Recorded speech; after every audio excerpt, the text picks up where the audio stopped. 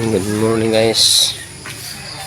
Dito po ako dito guys dito po ako sa trabaho namin guys. Ito po aming mga house. Ito po yung baka na magiging ginagamit guys. 16 guys.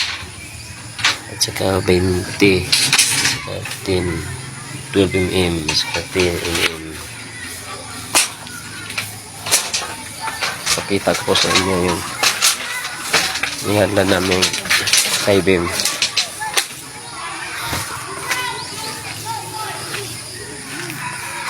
Okay guys, ang pocket dito. Ito ang single bagger namin.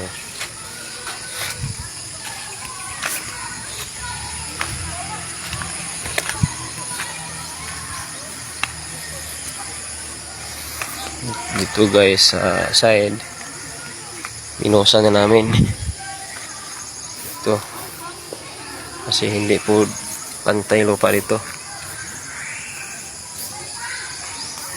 Mababaw dito. Ano dyan sa dulo. Sa taas. Ito po laki yung sukat yung ano guys. Ito guys. 25 by 40 yung poste. 35 by 35 20 mm yung gamit. Yung high beam 16. Yung iba natin dapat yung 12 mm 10 mm na nilagay kasi walang 12 mm.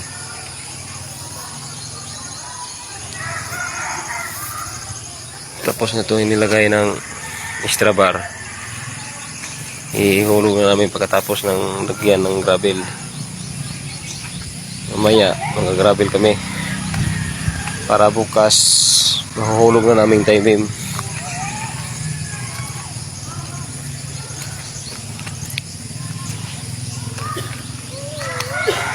At saka pormahan namin matapos